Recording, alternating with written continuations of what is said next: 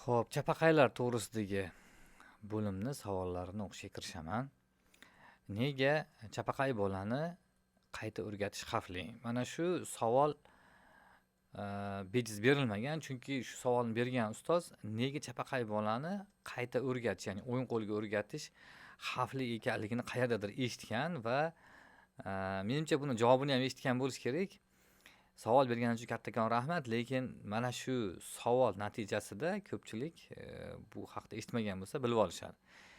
Nima uchun chapaqay bolani qayta o'yin qo'lga o'rgatish xavfli ekanligini ko'p chatlarimizda aytganmiz. Mana shu video orqali ko'pchilik buni ayni sabablarini bilib olishadi.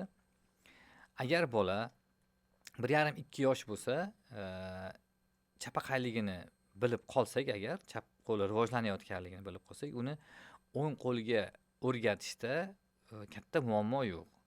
1,5-2 yoshgacha. Lekin undan keyin bolada haligi aktiv sazrevaniya deymiz, ya'ni aktiv yetilish davriga kirishni boshlaydi. Ya'ni 3 yoshga kirgan bolada, ya'ni 3 yosh bolada bolani shaxsiyati 70% shakllanib bo'lgan bo'lar ekan. Shuning uchun 2 yoshgacha bolani chap qo'l bo'lsa, chapaqayligini payqasak, o'ng qo'lga o'rgatishda muammo yo'q.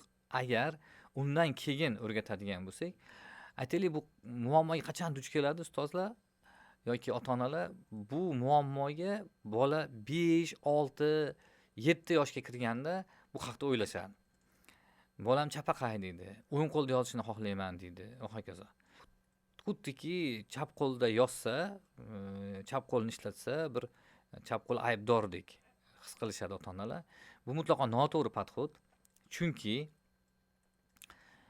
bola 5 yoshga kiradimi, 6 yoshmi, 7 yoshmi, qancha yosh katta bo'lsa, miya chap qo'lga shuncha konfiguratsiyalashgan bo'ladi.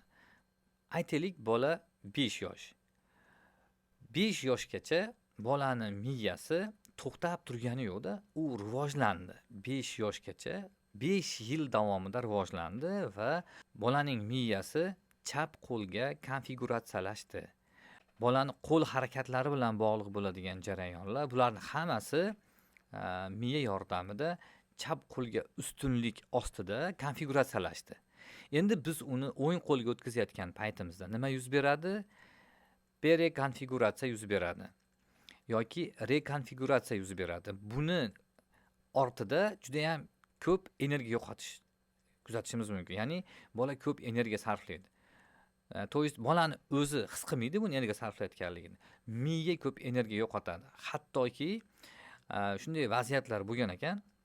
Mana shu chapaqaylarni o'ng qo'lga o'tkazishni xavfli ekanligini ta'kidlayotgan juda ham ko'p mutaxassislar bor, neyropsixologlar bor, fiziologlar bor. Bularni maqolalarini o'qir ekanman, hayratlanyapman. Biz bunga juda ham oddiy ko'z bilan qaraymiz. Bir haftada o'ng qo'lga o'tkazib qo'yaman degan shunaqa reklama beruvchilar ham bor. Lekin bu qanchalik to'g'ri? Buni mutaxassislar aytadiki, bola miyasi prekonfiguratsiyalash davrida shunaqangi ko'p energiya sarflaydiki, shunaqangi ko'p quvvat yo'qotadiki, natijada bolada duduqlanish bo'lishi mumkin, g'ilaylik kuzatilishi mumkin. E'tibor beryapsizmi? Mana shu sizga kerakmi? Bolangiz chap qo'lda baxtli, shundoq ham baxtli. Chap qo'l bola uchun juda ham qulay va miya to'liq shunga konfiguratsiyalashdi. Bu bir nuqson emas. Biz bunga oddiy tabiiy fiziologiya deb qaraydigan bo'lsak, buni hech qanday yomon joyi yo'q. Faqatgina bizda shariatda bola ovqatni chap qo'lda ushlashi mumkin, og'ziga solish mumkin emas. Shu sababli ham chapaqay bolalarni o'ng qo'lga o'rgatishda juda ham hushyor bo'lish kerak. Agar bola o'zi xohlasa, chap qo'l emas, o'ng qo'l bola bo'lishni xohlasa, bolada shunaqa xohish yuqori bo'lsa, asta-asta ko'niktirib o'tkazish mumkin. Lekin bola o'zi xohlamasa-chi, uni zo'rlash, majburlash, yuqorida aytganimdek, shunaqangi побочный effekt deb qo'yamiz. Mana shunday nojo'ya ta'sirlarga olib kelishi mumkin ekan. Bu 100% shunday bo'ladi degani emas. Faqat shunga risk qilamiz-da, tavakkal qilish kerak. Shuning uchun chapaqay bolani o'ng qo'lga o'tkazishda katta mas'uliyat ota-onani zimmasida bo'ladi.